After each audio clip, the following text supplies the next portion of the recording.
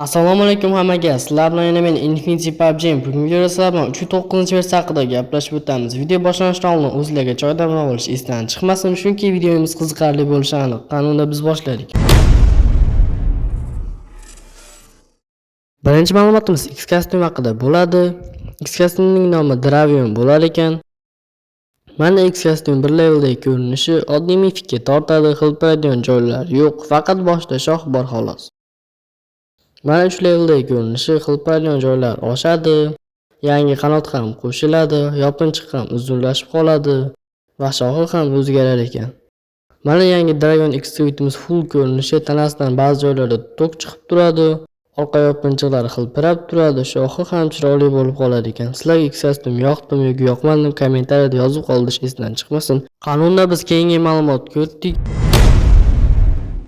Endi esa X kostyumimizni quroli haqida gaplashib o'tamiz, ya'ni AVM haqida. AVM chiroyli X kostyumga mos. Hozircha hech qanday tutuniy ko'rinishi yo'q, lekin bomba portlash effekti bor. Juda chiroyli olovli ajdar chiqadi.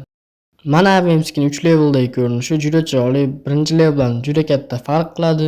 Mana kilchatni yorib qo'yishgan o'ta go'zal olovlari chiqib turadi ekan.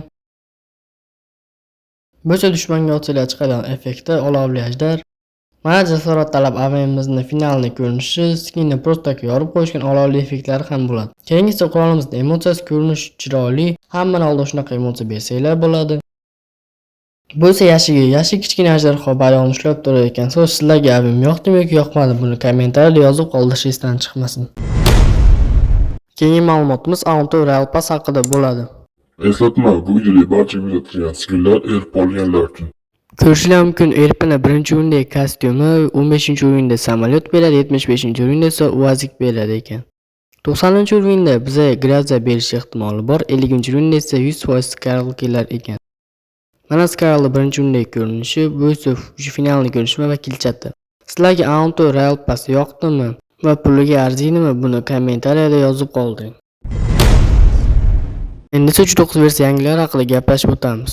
O'yinga Megatron va Optimus Prime qo'shilar ekan. Megatron tankga aylana oladi, Optimus Prime esa trakka. Optimus Prime bolg'a bilan hujumga o'tsa, Megatron esa o'q uzar ekan. Agar ikkalasi bitta joyga kelib qolsa, shunda ring paydo bo'ladi. Mana ringning tashqaridan ko'rinishi juda ham katta. Ringning ichida ikkalasi mana shunaqa fight olib borishlari mumkin. Sizlarga 3.9 versiya yoqdimi yoki yoqmadimi kommentariyada yozib qolish esdan chiqmasin. Do'stlar, bu men birinchi videoim edi. Shunga videoda hatto kamchiliklar bo'lgan bo'lsa uzr so'rab qolaman. Videomiz yoqqan bo'lsa like bosib, kanalga obuna bo'lish esdan chiqmasin.